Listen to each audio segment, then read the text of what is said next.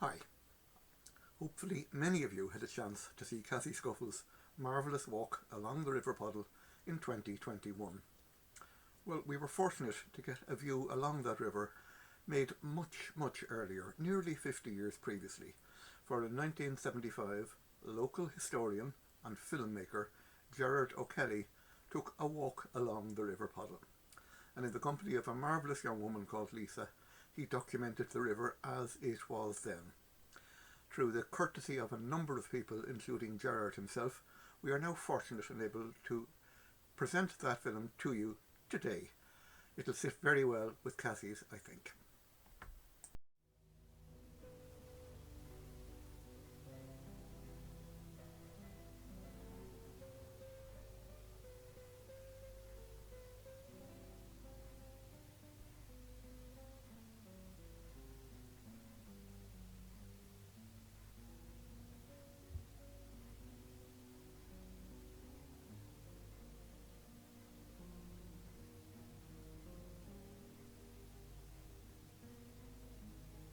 My name is Lisa. I would like you to walk with me along the River Poddle, or as some maps refer to it as the Timon Poddle.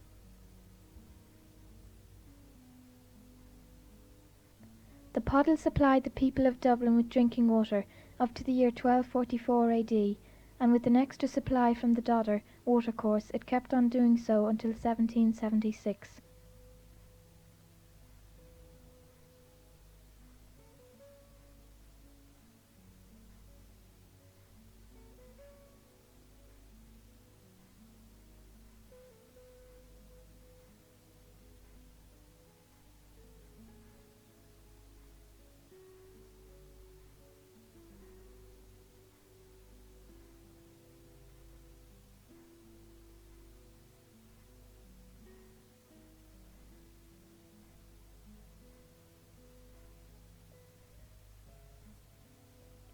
We start and catch our first glimpse of the Poddle in the middle of Timon Lane, where it crosses under the Poddle. From here flows up underground into Limekiln Road and past Wellington Garage.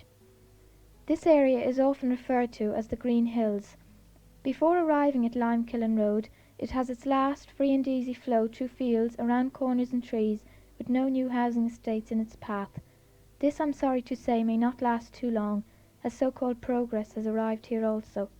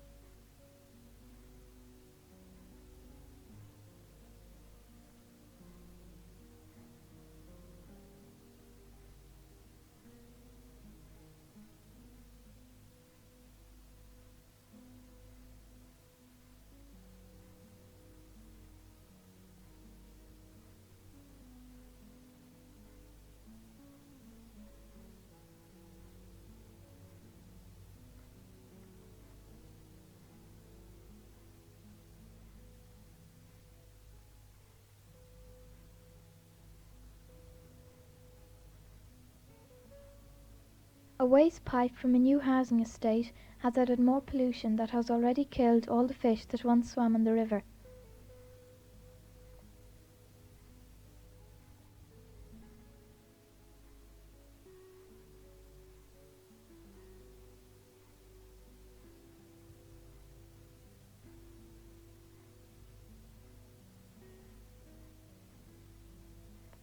Just before it enters Kimmage Manor, the river is divided by a weir and gatelock, which controls the flow of water.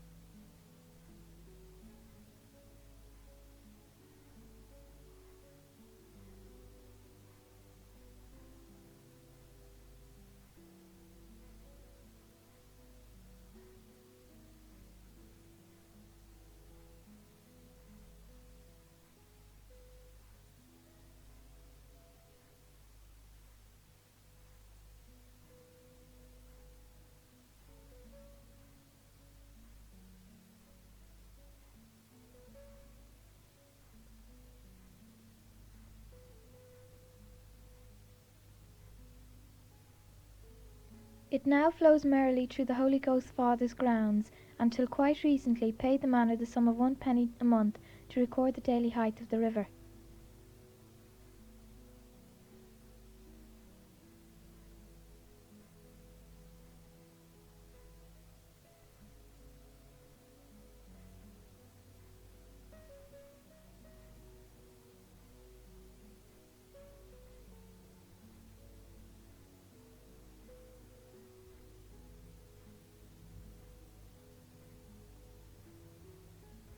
The river here still shows its former beauty, that has been well cared for by the Holy Ghost Fathers.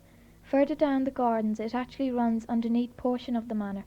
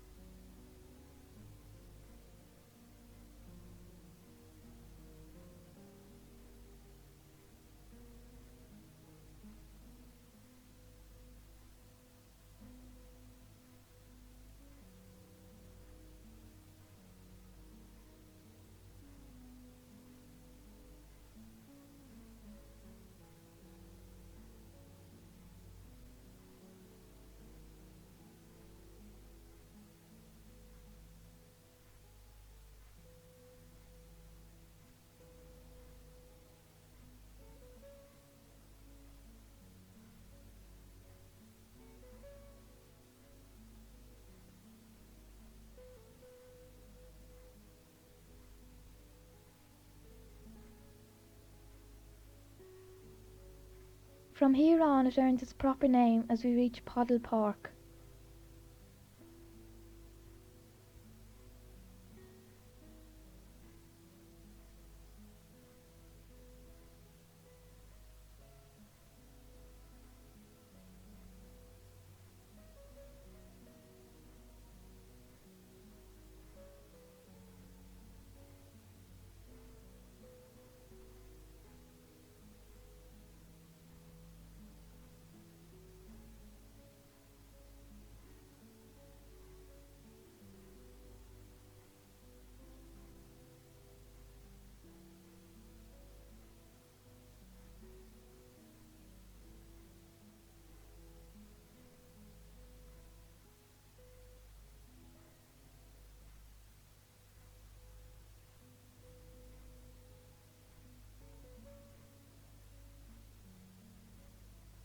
The river runs underneath the front gardens of Poddle Park and then between two housing estates till it reaches one of the few remaining mills.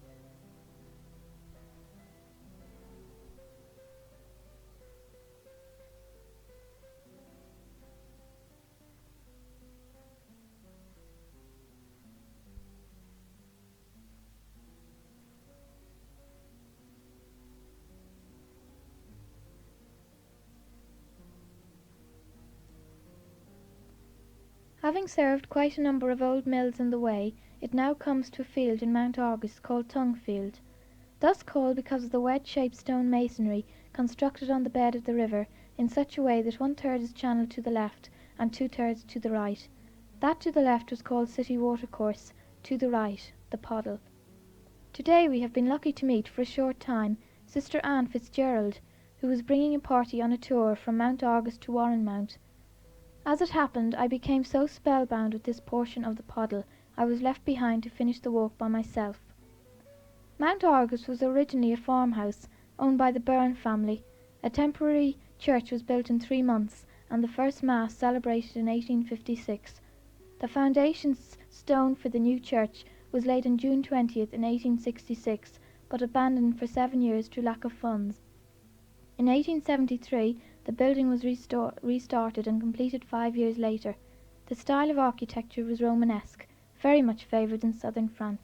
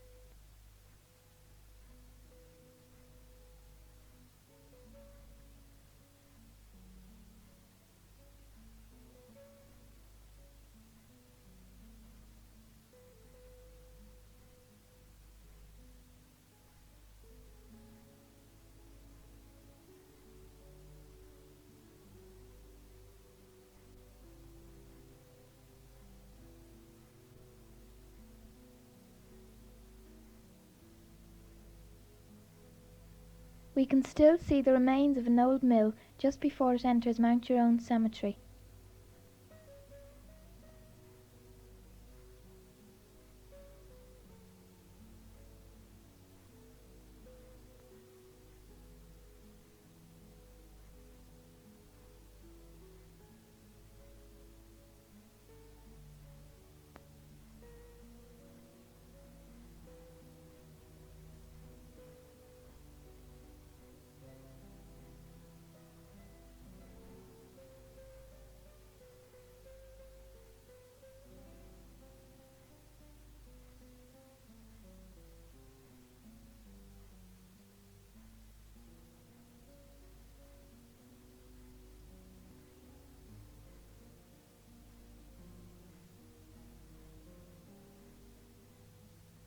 The Poddle itself seems melancholy as it passes through this short part of the cemetery.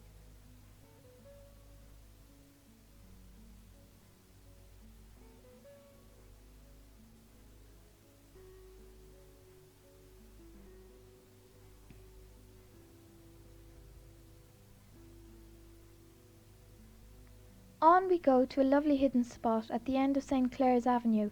Hundreds of people pass by this every day and do not realise the importance of this district.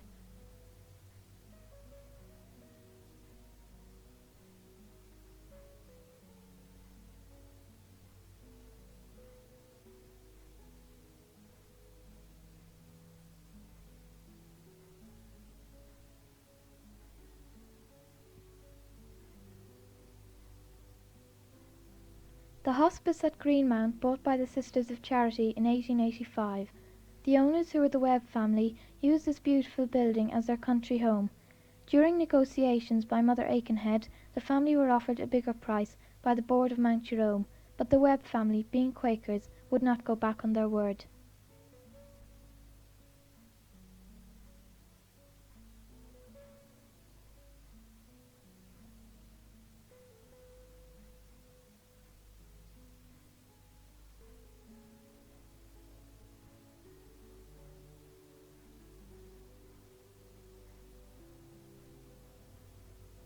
Now we walk down Limekiln Lane and meet some of the local residents.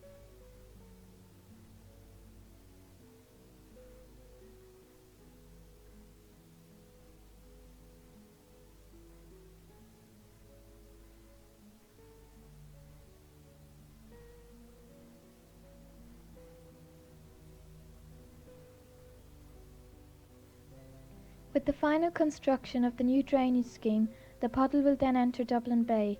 This will dry up the last remaining flow of water that at present flows underneath the canal.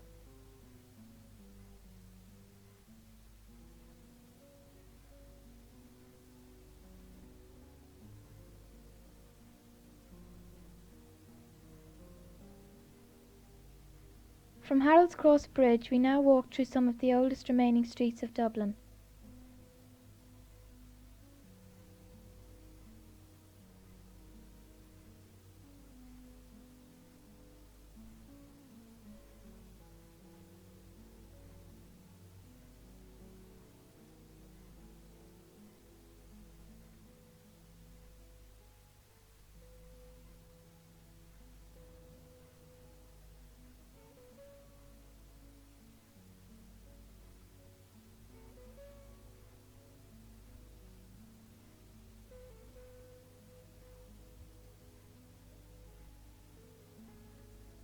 The old cobblestones are still to be seen on some of the lanes.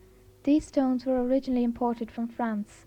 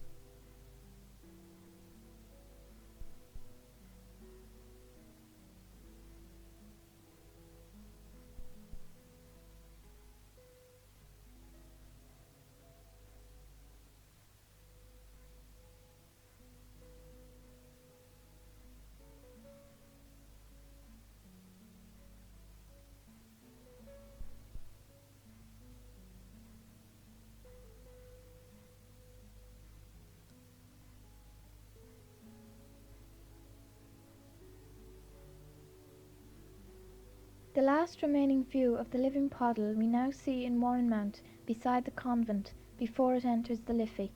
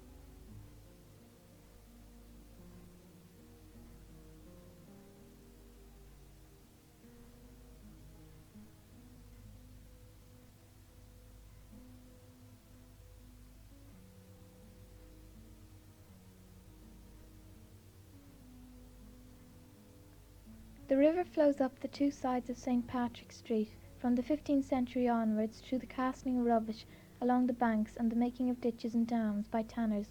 The course of the water was greatly impeded, so that St. Patrick's Cathedral suffered considerable damage.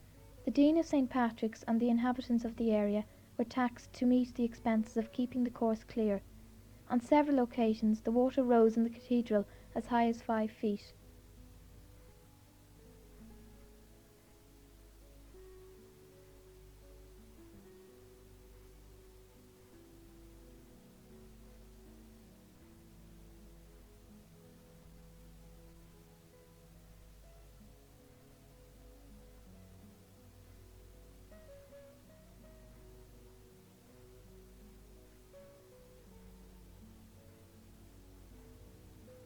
In 1864 that the Corporation of Dublin purchased his interest in it. As the 19th century advanced, the mill wheel ceased to turn and the wooden, linen and tanning industries declined. The banks of the Poddle were arched over and the water hidden. reaching the end of our walk, the river passes by Dean Swift's birthplace, then underneath Dublin Castle, under Palace Street, Essex Street, and finally into the Liffey at Wellington Quay.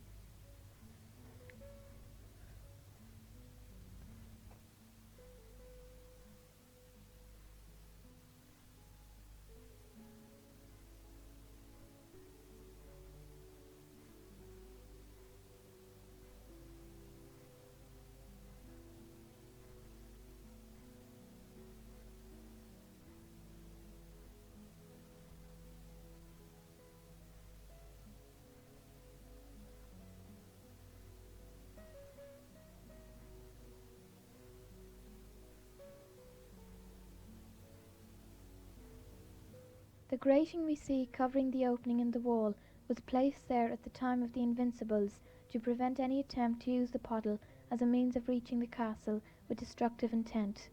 Hugh O'Donnell used the river as an escape route when he was held prisoner in Dublin Castle.